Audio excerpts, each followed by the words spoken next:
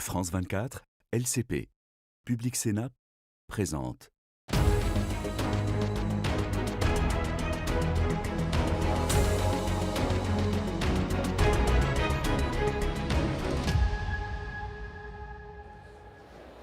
Merci de nous rejoindre à Bruxelles, au Parlement européen, où les eurodéputés observent avec inquiétude les différents conflits qui éclatent dans le monde, et notamment la guerre au Moyen-Orient menée par Donald Trump et ses alliés israéliens contre l'Iran. Les dirigeants européens ne veulent pas prendre part à cette guerre décidée sans eux.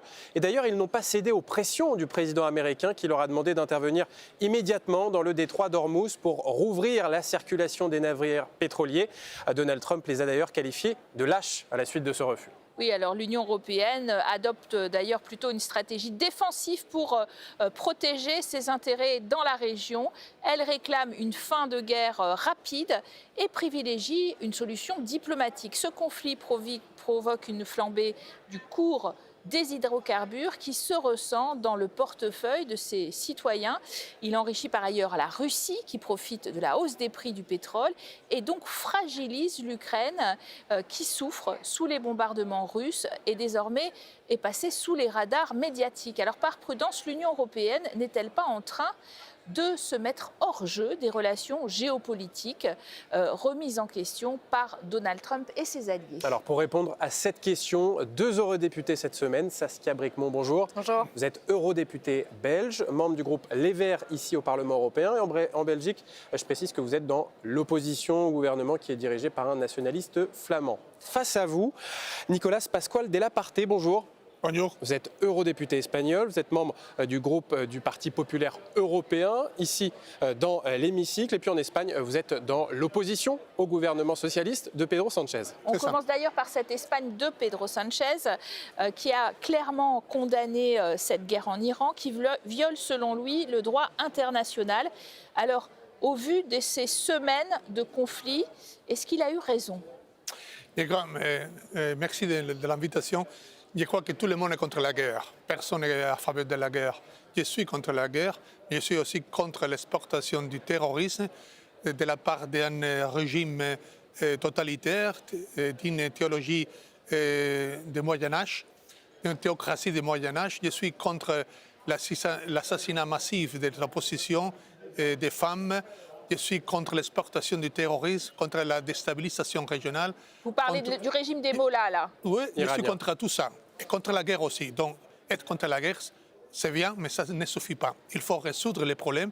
Et nous avons, pendant des décades, ici, là, en Iran, un régime assassin qui exporte le terrorisme, qui exporte la déstabilisation à travers des mouvements terroristes. Mais la guerre de Trump, ça va résoudre ça? Je ne sais pas. Je ne sais pas. Et je crois que la guerre n'est le meilleur moyen de résoudre les problèmes, évidemment.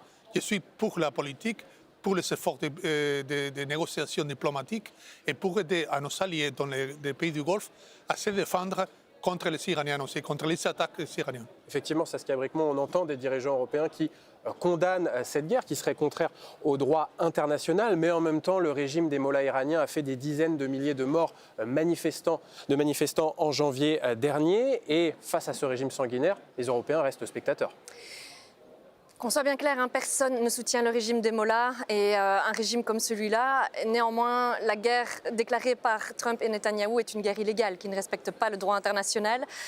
Et c'est vraiment la réalisation aussi de l'agenda de Netanyahou. Il faut s'en rendre compte dans la région puisque son ennemi historique est l'Iran et qu'il a trouvé en Trump un allié pour enfin réaliser ce qu'il voulait dans la région. Et ce qui amène à un conflit régional, puisque implication d'autres pays désormais. Et on sait bien maintenant que Trump n'avait pas du tout anticipé, en fait, les effets en cascade de cette déclaration de guerre illégale et unilatérale. Bon de nous donner des informations sur ce qu'il avait l'intention de faire. Et juste un élément, parce que son intention démocrate pour libérer les femmes, on a pu entendre ça. Aujourd'hui, ce qui se passe en Iran, c'est non seulement le renouvellement du régime des mollahs, puisqu'ils renouvellent en fait leur tête, et vraisemblablement une radicalisation qui est à l'œuvre du régime aussi. Et donc pour l'instant, l'objectif de libérer le peuple iranien est loin d'être atteint et on va voir jusqu'où les choses vont en fait aller, puisque l'Arabie saoudite, les Émirats arabes sont en train d'analyser leur propre entrée en guerre, étant donné qu'ils sont aujourd'hui attaqués. Alors écoutons la petite musique européenne, écoutons ce que pensent de cette guerre au Moyen-Orient les deux grandes puissances de l'Union européenne, la France et l'Allemagne. Zu diesem Krieg haben. Es gibt bis heute kein überzeugendes Konzept. Il n'existe à ce jour aucun argument convaincant montrant comment cette opération pourrait réussir. Washington ne nous a pas consultés et n'a pas jugé l'aide européenne nécessaire. Nous leur aurions déconseillé de suivre cette voie telle qu'elle est actuellement empruntée. C'est pourquoi nous avons déclaré que tant que la guerre se poursuivra, nous n'y prendrons pas part. Nous œuvrons pour qu'il y ait le moins d'impact possible. D'abord depuis le début, en appelant à une désescalade, à une précision des objectifs qu'il y a derrière cette guerre pour qu'elle puisse trouver son terme le plus vite possible. Nicolas Pasquale Della Parte, est-ce que les Européens ont eu raison de refuser la demande de Donald Trump d'intervenir immédiatement dans le détroit d'Ormuz pour sécuriser ce détroit et rouvrir la circulation des navires pétroliers? Je crois qu'il faut distinguer entre l'appui militaire aux États-Unis et à Israël. Je crois que l'Europe, les pays européens, nous sommes à l'écart, et c'est bien ça. Ce n'est pas notre guerre, évidemment. C'est une guerre unilatérale déclenchée par les États-Unis et Israël sans consultation préalable aux pays européens. Mais en même temps, il faut dire aussi que nous devons faire des choses, que nous pouvons faire des choses. Pas simplement de regarder le spectacle. Nous pouvons faire beaucoup de choses. Nous pouvons aider à escalader les conflits. Comment? Par des moyens politiques, par des moyens diplomatiques. Il y a la désescalade. Par la désescalade. Il y a déjà l'Oman, il y a déjà les Turquie, les Pakistan qui essaient de faire ça avec les chancelleries européennes et américaines. Il faut aussi défendre nos alliés dans le Golfe Persique. Qatar, les Émirats arabes, et le Koweït, l'Arabie saoudite, ils sont des alliés des pays européens. Il faut maintenir ouvert à tout prix les straits d'Ormuz. Il faut maintenir... Et donc intervenir dans ce détroit? À quel prix? À tout prix, dans les moyens que nous avons à notre disposition et la volonté politique. Nous ne sommes pas une partie prenante de la campagne militaire, mais l'Europe ne peut pas rester passive. Il peut faire beaucoup de choses. Alors c'est vrai qu'il y a beaucoup de navires européens dans ce détroit d'Ormuz. L'Union européenne a déjà par le passé lancé des missions, une mission par exemple pour sécuriser la mer Rouge dont le trafic maritime était menacé par des rebelles du Yémen et aussi des pirates. Pourquoi ne pas monter ce type de mission dans le détroit d'Ormuz pour protéger nos intérêts, puisqu'on dit qu'on veut protéger nos intérêts?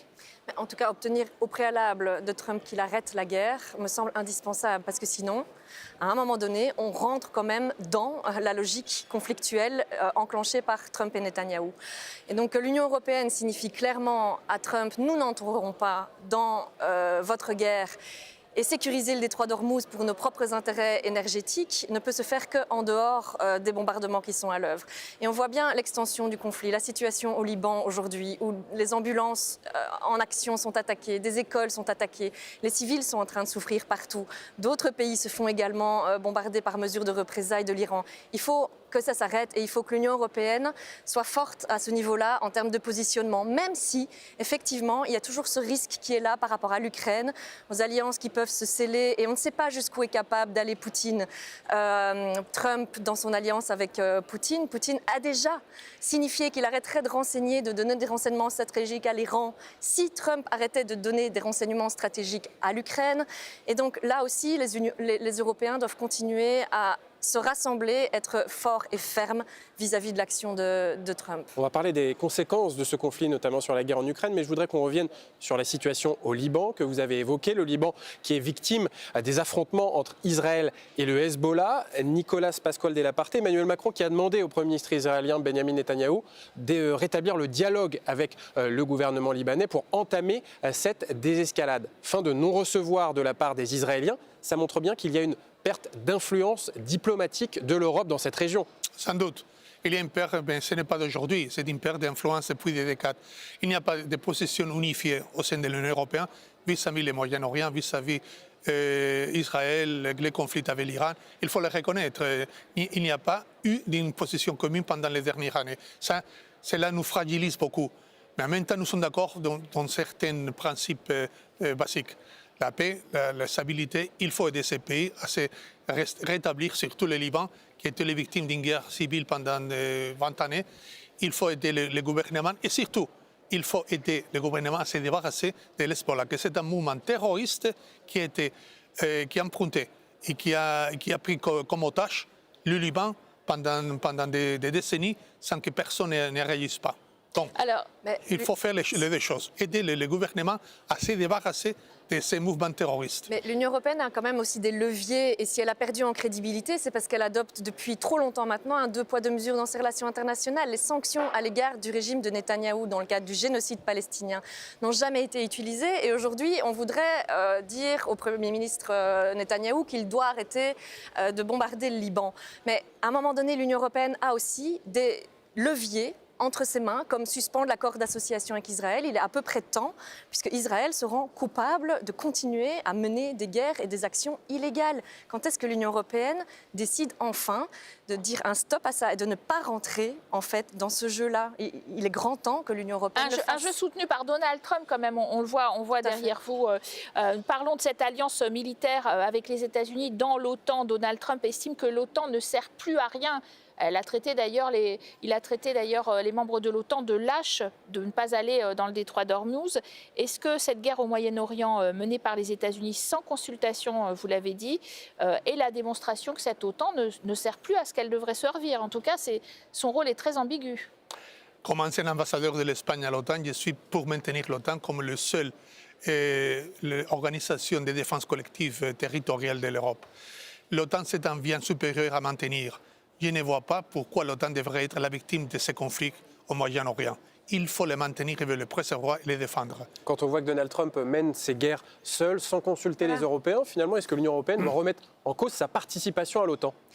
C'est l'inverse. Trump s'en fout en fait. Il a signifié clairement que pour lui le droit international, les alliances type OTAN, c'est pas important pour lui puisqu'il bypasse, il n'informe pas les Européens, mais il n'est pas passé non plus devant le Congrès américain. Donc on voit bien que la loi et Trump, ça fait deux et il n'en a rien à cirer. Il a juste, et Netanyahou surtout, a trouvé en Trump un allié pour enfin mener son agenda vis-à-vis de l'Iran, ennemi juré, historique d'Israël.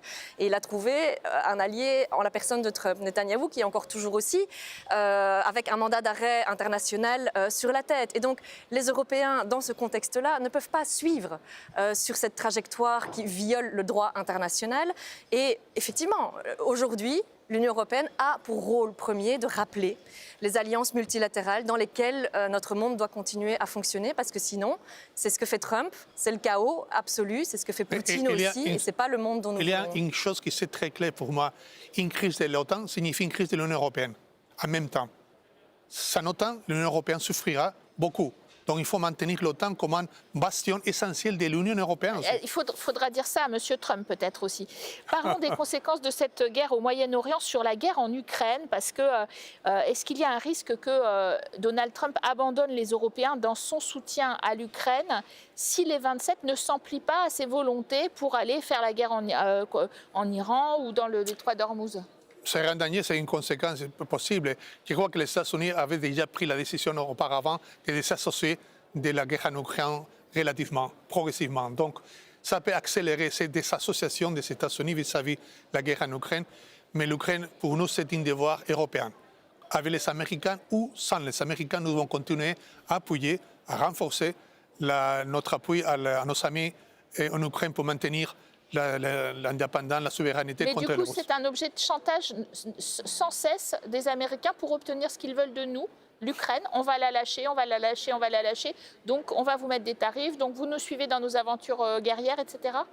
Je peux m'imaginer que la position de l'Europe vis-à-vis de la guerre en Iran n'aidera pas les États-Unis de s'associer plus. Ce sera moins à l'Ukraine. Ce sera un effet secondaire et inévitable. Et d'ailleurs, cette guerre en Iran, finalement, fait les affaires de Vladimir Poutine avec la hausse du prix du pétrole. Donc ce conflit, il enrichit la Russie. Qu'est-ce que doivent faire les Européens? Comment doivent-ils manœuvrer pour éviter que Vladimir Poutine, au final, l'emporte en Ukraine? Bah oui, tout à fait. Je pense qu'aujourd'hui, on pêche encore au niveau européen et nos dirigeants, au niveau des gouvernements et au niveau des institutions européennes, ne retiennent pas les leçons des crises. Les crises successives nous montrent que, on a une dépendance moribonde aux énergies fossiles. On a dû se détourner du gaz russe quand la Russie a agressé l'Ukraine. On dépend finalement de régimes autoritaires pour nos énergies fossiles. Donc il est grand temps que l'Union européenne prenne son destin en main et actionne enfin les investissements nécessaires pour avoir un continent 100% renouvelable, les énergies dites de la paix, puisqu'elles fonctionnent sans devoir importer des énergies venues de régimes autoritaires. Et on voit à quel point, encore une fois, c'est les plus vulnérables, les familles, les ménages, mais aussi les petites entreprises qui sont énergivores. On pense aux boulangers, à tous les biens de première nécessité qui consomment, qui vont être les premières victimes. L'augmentation des prix du carburant et leur envolée, c'est les travailleurs qui vont trinquer. Donc cette indépendance énergétique est indispensable. 2, l'Ukraine. Ça fait quand même maintenant plusieurs années qu'on se dit qu'il va falloir s'affranchir de notre dépendance en matière de défense, notamment des États-Unis de Trump. On l'a vu venir. Où en sommes-nous aujourd'hui? On a encore toujours sur la table des promesses d'investissement en matière de défense américaine et de matériel américain. Il est grand temps, là aussi, que les Européens se disent « OK, en matière d'investissement, on doit actionner les leviers qu'on a dans nos mains, mettre les services financiers bancaires au service d'une industrie et d'une transition énergétique européenne. » Troisième élément, la souveraineté alimentaire, parce que la flambée des prix et des énergies fossiles va aussi avoir un impact sur les prix des aliments. Et encore une fois, assurer nos souverainetés alimentaires, c'est assurer de déployer un secteur alimentaire agricole européen. Est-ce que justement, pour terminer, ce ne sont pas nos divisions des 27 qui empêchent qu'on ait de l'impact à la fois sur la région du Moyen-Orient, mais même, on le voit bien à l'occasion de la guerre en Ukraine, un impact géopolitique majeur que notre taille et que notre marché fort et le nombre de nos habitants devraient nous donner? Nous sommes interpellés, les Européens, surtout les leaders européens, sont interpellés à faire rapidement les marchés intérieurs de la défense commune. Nous devons parler avec une voix unique dans le plan international, avec une force militaire intégrée en Europe. Et les grands atouts que nous avons en Europe, c'est les marchés communs. Presque 500 millions de consommateurs de haut pouvoir acquisitif. Il faut mettre en valeur les marchés intérieurs aussi pour la défense et pour la sécurité. Sinon, nous ne répondons pas aux besoins du moment. Et ce sera le mot de la fin. Merci à tous les deux d'avoir participé à ce débat et merci à vous de l'avoir suivi. Restez sur nos antennes pour plus d'informations.